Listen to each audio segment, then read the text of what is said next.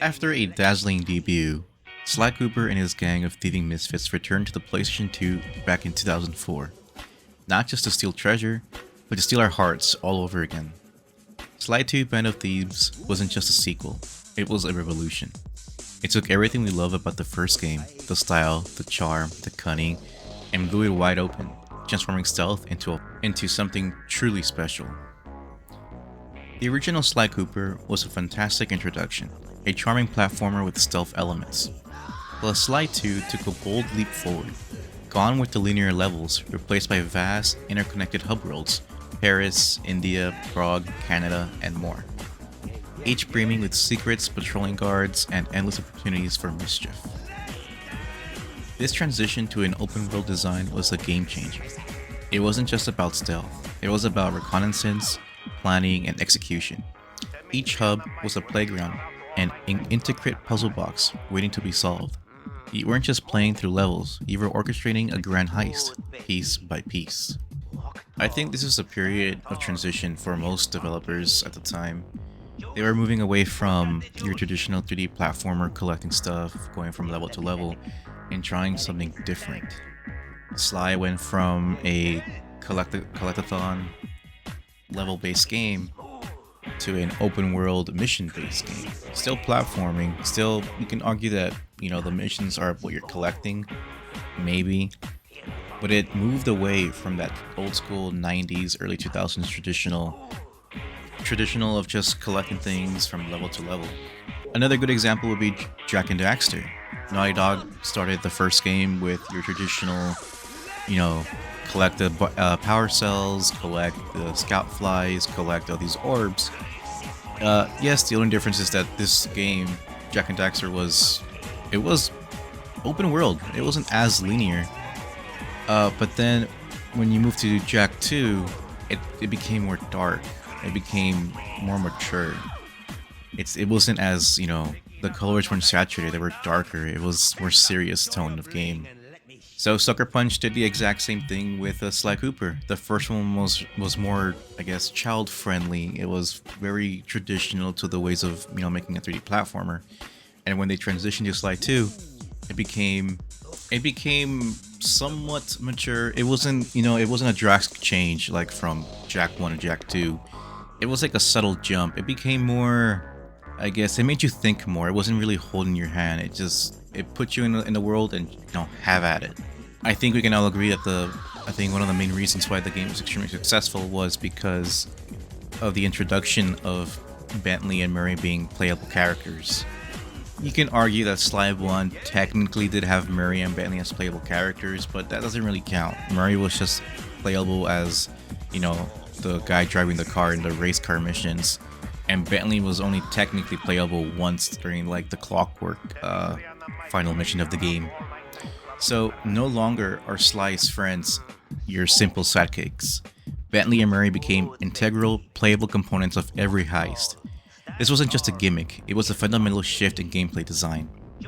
Sly, of course, remained the agile master thief, scaling impossible heights and pickpocketing guards. But now you had Bentley, the brains of the operation, using his explosive gadgets, hacking computers, and providing crucial intel. And then there was Murray, the muscle, able to toss enemies, move heavy objects, and smash through obstacles. The game beautifully intertwined their unique skill sets, forcing you to think like a team. These three characters having, their own unique set of skills really made the game more enjoyable rather than just making, a different variation of Sly Cooper's playstyle. Murray and Bentley both have unique set of skills that one can do while the other one can't. This collaborative gameplay fostered a deep sense of camaraderie. The banter between them was witty, the cutscenes were genuinely funny, and you truly felt like you're part of an inseparable group of friends, working towards a common goal. It was a masterclass in character integration into gameplay. I think the true brilliance of Sly 2 lays in its mission structure. Instead of just jumping from one objective to the next, each major heist was broken down into a series of smaller preparatory missions.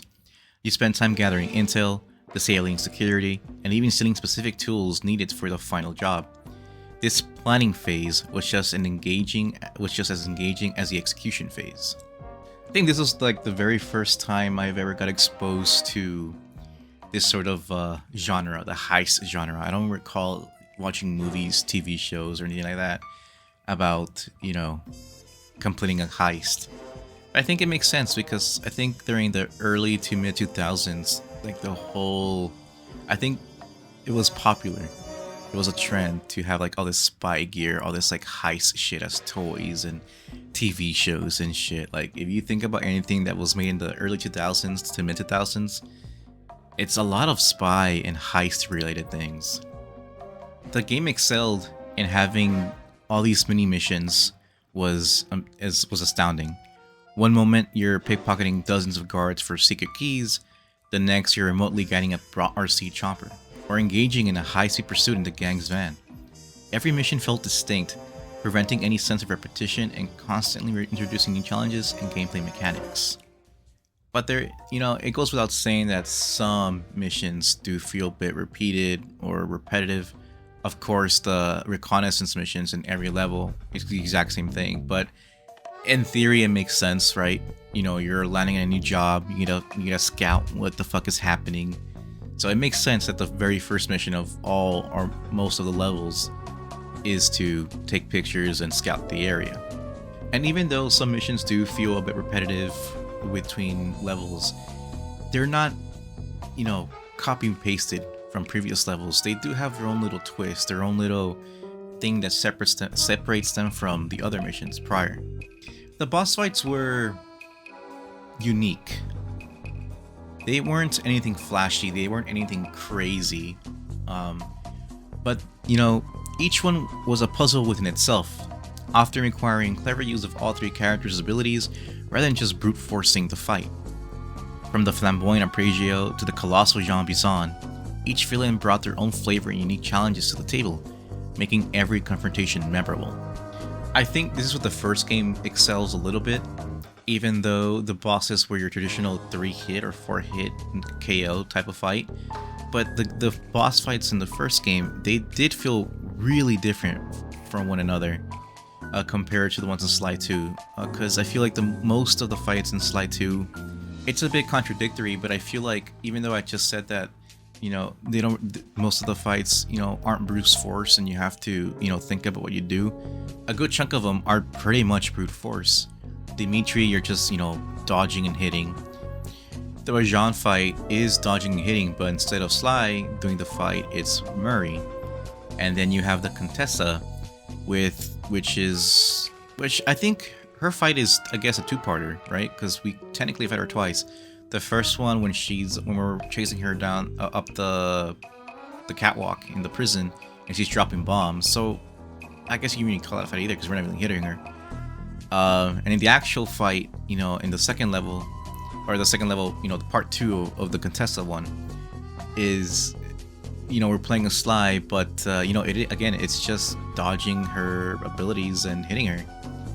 I think Jean Bison might be one of the unique ones, aside from Clockwork, obviously, because we're playing as Bentley, but instead of fighting him head on, because obviously Jean Bison is a fucking buffalo or bison. Oh, he's a bison. It's his name, Bison Bison. We're using a walkie-talkie to talk to Sly, and when we hit the X, square, circle, or cross button, or X button rather, it tells Sly to activate, whether the trap, whether it be the log drop, the spikes, the saws, and I think a fire pit. And obviously Clockwork's fight is the best one. Clockwork / Schneela, or Clockla, whatever the fuck her name was. Because I think there's like 2 to 3 stages of it, and a Clockwork fight's always going to be good. Both the first one and the second game. Aside from the gameplay, the story, the characters, I think one thing that really makes Sly, the trilogy, or the 4 games rather, really stand out from other games, in my opinion, I think it's the comic book, cel-shaded art style. Especially during the cutscenes and the intro card for the levels. It feels like a cartoon, it feels like a comic book. Each level is introduced like a new episode of a cartoon.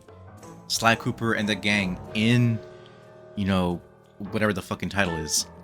and it shows like a little title card, like an old school cartoon, Adventure Time, Looney Tunes, anything like that. It shows the title card, and then the cutscenes aren't 3D pre-rendered cutscenes like most games were at the time, or even in-game cutscenes. Like they were in-game cutscenes, but they weren't anything like crazy. It was just characters talking and like doing tiny actions. It wasn't like an actual cutscene. The cutscenes were just 2D animations with minimal animation, and I think that's really cool.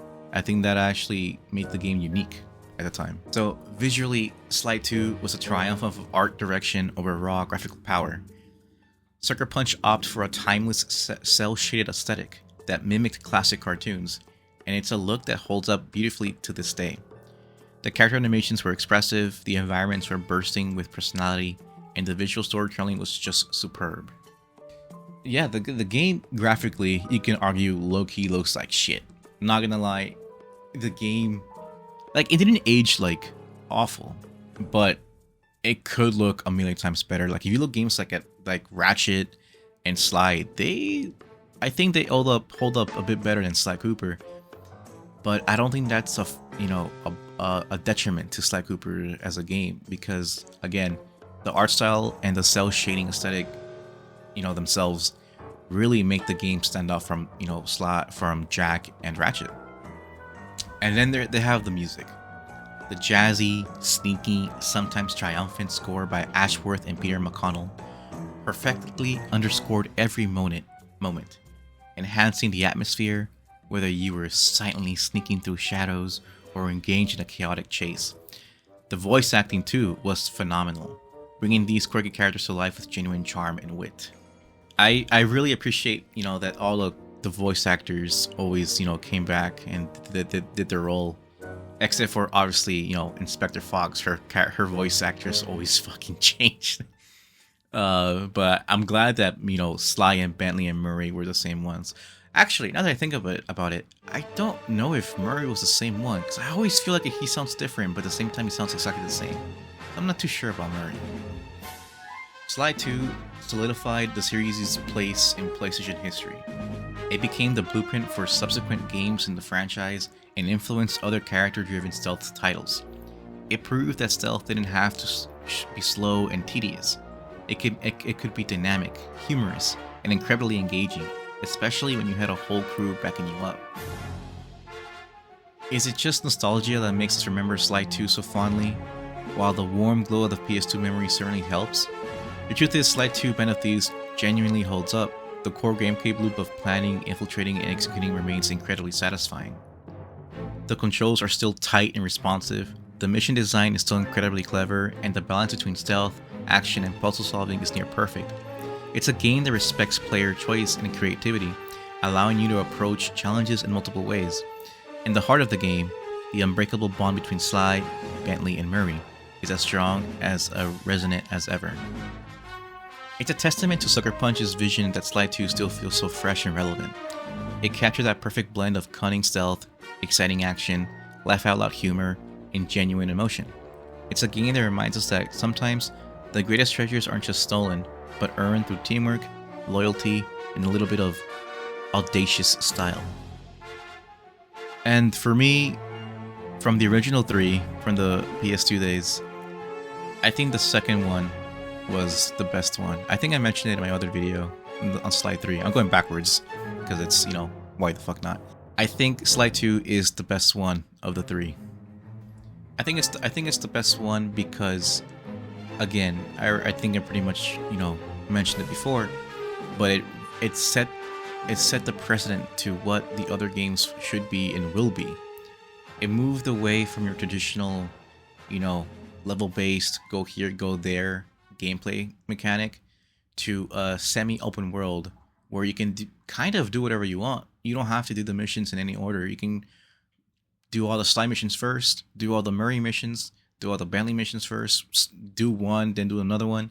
There was no order, and the story didn't, break.